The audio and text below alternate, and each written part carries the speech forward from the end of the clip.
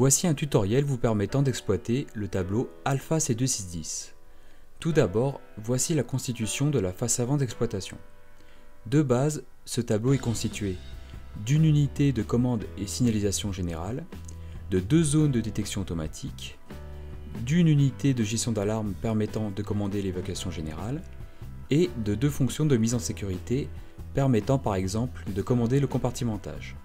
Exemple, commande de porte coupe-feu.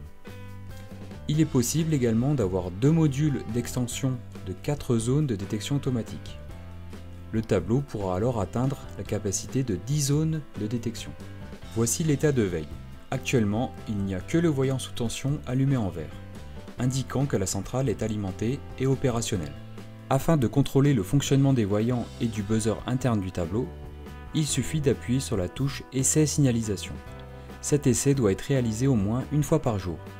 Votre tableau a été configuré de telle sorte qu'il n'y a pas de temporisation paramétrée dans l'unité de gestion d'alarme. Un détecteur incendie signale la présence de fumée. L'évacuation sera commandée immédiatement.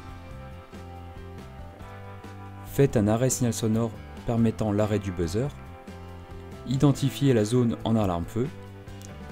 Dirigez-vous vers la zone en question afin d'effectuer la levée de doute. Si présence d'un incendie, appliquez les consignes d'évacuation propres à votre bâtiment. Si absence d'un incendie, vous pouvez alors effectuer un réarmement du tableau. En rentrant le code d'accès niveau 2, le niveau 2 est activé dès lors que le voyant est orange fixe. Appuyez sur la touche réarmement pour remettre en veille la zone de détection et la fonction de mise en sécurité. Appuyez sur acquittement processus.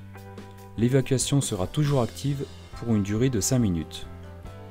Appuyez simultanément sur les touches A et B pour retirer le code niveau 2. Voici les différents dérangements que vous pouvez observer sur le tableau. Le dérangement d'une zone de détection,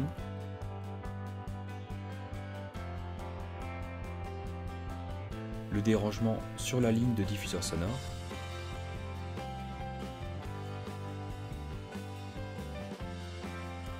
le dérangement sur les batteries du tableau, le dérangement sur le secteur 230 volts du tableau. Effectuez la mise hors service d'une zone de détection, puis la remise en service de cette zone. Cette action peut être réalisée par exemple lors de travaux qui peuvent provoquer de la poussière. Elle permettra d'éviter une fausse alarme. Pour mettre une zone de détection hors service, rentrez le code niveau 2, sélectionnez la zone à mettre hors service, et enfin, retirez le code niveau 2 par un appui sur A et B. Pour remettre une zone de détection en service, rentrez le code niveau 2, sélectionnez la zone à remettre en service, et enfin, retirez le code niveau 2 par un appui simultané sur A et B. Activation de la veille restreinte. Cette action permet de ne pas commander automatiquement l'évacuation. Par exemple, en cas de détection automatique, il n'y aura aucun départ de l'évacuation. Toutefois, il sera toujours possible de lancer manuellement l'évacuation. Attention, cette action est déconseillée en cas de présence du public dans le bâtiment. Pour activer la veille restreinte, rentrez le code niveau 2, appuyez sur la touche veille restreinte. Retirez ensuite le code niveau 2 par un appui simultané sur A et B. Pour désactiver la veille restreinte, rentrez le code niveau 2, appuyez sur la touche veille restreinte et enfin retirez le code niveau 2 par un appui simultané sur A et B.